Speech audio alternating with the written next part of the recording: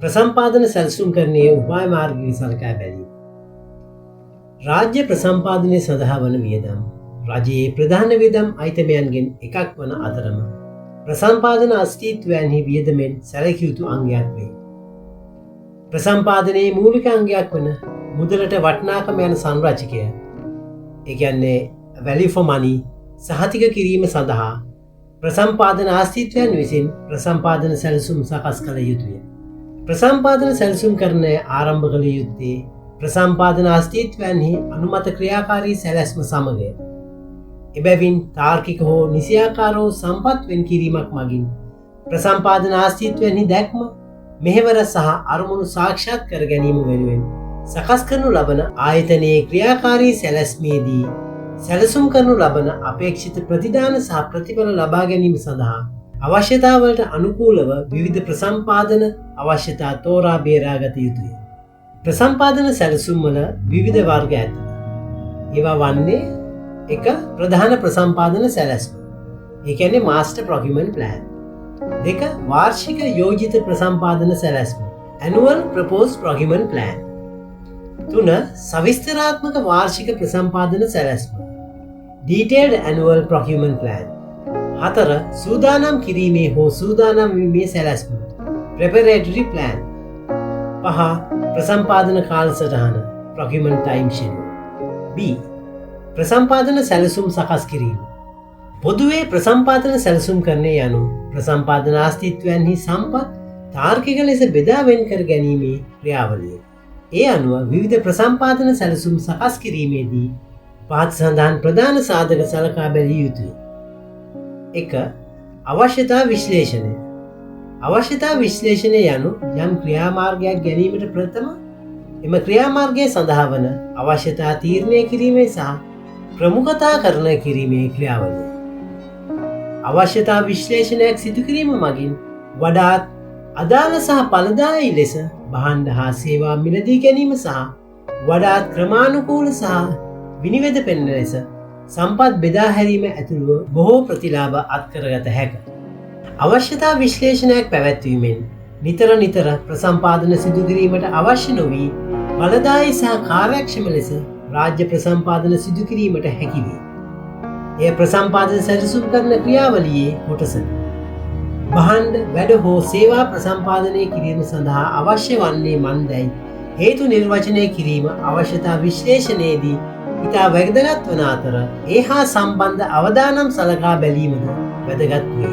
ආයතනයේ ප්‍රමුඛතා, රජයේ ප්‍රතිපත්ති තීරණ, ප්‍රජා අවශ්‍යතා, සමාජීය ඉල්ලුම්, තාක්ෂණික ඉල්ලීම්, නවෝත්පාදන සහ රාජ්‍ය ආයතනවල මෙහෙයුම් අවශ්‍යතා වැනි විවිධ හේතු නිසා අවශ්‍යතා පැන නැගිය හැකියි. ප්‍රසම්පාදන සැලසුම් කරණය ආරම්භ කිරීමට ප්‍රථම ප්‍රසම්පාදන ආශ්‍රිතයන් විසින් අවශ්‍යතා විශ්ලේෂණයක් සිදු කළ යුතුය. 2. ප්‍රමුඛතා තීරණය කිරීම.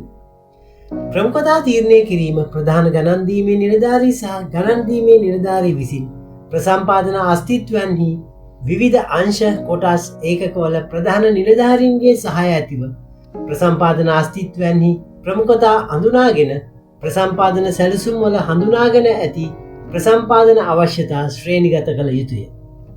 මෙම කාර්යයේදී ප්‍රසම්පාදන කළමනාකරණ අංශය සම්බන්ධීකරණ කාර්යය ඉටු කළ යුතුය.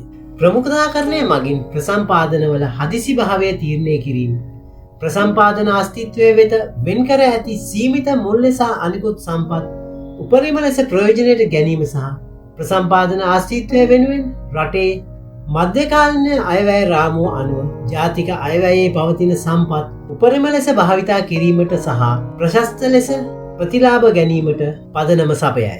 3. ප්‍රසම්පාදන සඳහා සුදුසු කාලය. භාණ්ඩ වැඩ හෝ සේවා ප්‍රසම්පාදනය සඳහා සුදුසු කාලය ප්‍රසම්පාදන අස්තිත්වයන්හි අරමුණු සහ ඉලක්ක සපුරාලීම සඳහා වන අවශ්‍යතා මත රඳා පවතී. ප්‍රසම්පාදනය සඳහා ගතවන කාලය සහ ඉදිකිරීම් හෝ සේවා සැපීම් සඳහා ගතවන කාලය පිළිබඳ නිසි අවධානය යොමු කරමින් තීරණ ගත යුතුය. නිදසුනක් ලෙස වසර 2ක ඉදිකිරීම් කාලයක් සහිත සිවිල් වැඩ කොන්ත්‍රාත්තුවක් ප්‍රදානය කරන්නේ නම් සම්පූර්ණ කරන ලද ව්‍යාපෘතිය සඳහා ගෘහ භාණ්ඩ සහ උපකරණ ප්‍රසම්පාදනය සම්පූර්ණ කිරීමෙන් පසු එවැනි භාණ්ඩ බෙදා හැරීම සහතික කිරීම සඳහා නිසි ලෙස සැලසුම් කළ යුතුය. සම්පත් අක්‍රියවීම, නාස්තිය, හානි ආදිය වළක්වා ගැනීම එහි අරමුණ. 4. ප්‍රසම්පාදන ක්‍රමය වර්ගය සහ කාණ්ඩය තෝරා ගැනීම. කොන්ත්‍රාත්ව ඇසුරුම් කිරීම, කාලසටහන් ගත කිරීම සහ ප්‍රසම්පාදන ක්‍රම තෝරා ගැනීම යන සියල්ල අන්තර් සම්බන්ධිත වේ. ප්‍රසම්පාදන සැලසුම් සකස් කිරීමේදී ඉහත කරුණු තුනෙහිම එකිනෙක ගැලපීම් සිදු කිරීම අවශ්‍ය වේ. ප්‍රසම්පාදන ක්‍රමය තෝරා ගැනීම පිළිබඳව විස්තර ප්‍රසම්පාදන කාර්ය සංග්‍රහය 20/24 3වන පරිච්ඡේදයේ දක්වා ඇත. සැලසුම් ඉදිරිපත් කිරීම. ප්‍රසම්පාදන සැලසුම් කරන ක්‍රියාවලියේදී ප්‍රසම්පාදන කාර්ය සංග්‍රහය 20/24 4වන පරිච්ඡේදයේ උපග්‍රන්ථවල ඇති ආකෘති භාවිතා කළ යුතුය. D. සැලසුම් අධීක්ෂණය සහ යාවත්කාලීන කිරීම. ප්‍රසම්පාදන ක්‍රියාත්මක කිරීමේදී මුල් ප්‍රසම්පාදන සැලසුම් අවම වශයෙන් කාර්තුමය වශයෙන් නිතිපතා අධීක්ෂණය කර යාවත්කාලීන කළ යුතුය. අධීක්ෂණයේ අරමුණ වන්නේ සැලසුම් කළ ප්‍රසම්පාදන ක්‍රියාකාරකම් සහ සැබෑ ප්‍රසම්පාදන අතර කාර්ය සාධනය තක්සේරු කිරීම සහ සංසන්දනය කිරීම. එපමණක් නොව රජයේ සහ ප්‍රසම්පාදන අස්තිත්වයන්හි ප්‍රමුඛතා මත පදනම්ව ප්‍රසම්පාදන සැලසුම් යාවත්කාලීන කළ යුතුය. අවශ්‍ය නම් අදාළ ප්‍රසම්පාදන කළමනාකරන අංශය විසින් ආයතනයේ අංශ කොටස් හෝ ඒකකවල ප්‍රධානීන් සහ අදාළ ප්‍රසම්පාදන කමිටු සහ ලංසයගේම් කමිටු සමග සාකච්ඡා කර නිතිපතා ප්‍රසම්පාදන කාර්ය සාධනය සමාලෝචනය කළ යුතුය. එක් ප්‍රධාන කොන්ත්‍රාත්තුවක් ප්‍රධානය කිරීමේදී හෝ ක්‍රියාත්මක කිරීමේදී යම් ප්‍රමාදයක් සිදුවහොත් අදාළ ප්‍රසම්පාදන කමිටුවේ එකඟතාවයෙන් එයට අදාළ වෙනත් කොන්ත්‍රාත්තු ප්‍රදානය කිරීම සහ නිෂ්පාදන හෝ සේවා බෙදා හැරීම නැවත කාලසටහන් ගත කිරීමට අවශ්‍ය විය හැකියි. ප්‍රසම්පාදන ක්‍රියාකාරකම් සම්පූර්ණ කිරීම සඳහා නිර්දේශිත කාලරාමු. භාවිතා කරන ප්‍රසම්පාදන ක්‍රමය සහ විවිධ ලන්සු ක්‍රියාවලින් කෙරෙහි අවධානය යොමු කරමින් ප්‍රසම්පාදන ක්‍රියාකාරකම් සම්පූර්ණ කිරීම සඳහා නිර්දේශිත කාලරාමු ප්‍රසම්පාදන කාර්ය සංග්‍රහය 20/24 4වන පරිච්ඡේදයේ උපග්‍රන්ථයක් ලෙස ලබා දී ඇත. එම ප්‍රසම්පාදන කාර්ය සංග්‍රහයේ විස්තර කර ඇති ප්‍රධාන ප්‍රසම්පාදන සැලැස්ම, වාර්ෂික යෝජිත ප්‍රසම්පාදන සැලැස්ම, සවිස්තරාත්මක වාර්ෂික ප්‍රසම්පාදන සැලැස්ම, සූදානම් කිරීමේ හෝ සූදානම් වීමේ සැලැස්ම සහ ප්‍රසම්පාදන කාල සටහන සකස් කිරීම ඇතුළුව ප්‍රසම්පාදන සැලසුම් කරණයේදී මෙම කාල රාමුවල ආකෘති භාවිතා කළ යුතු වේ.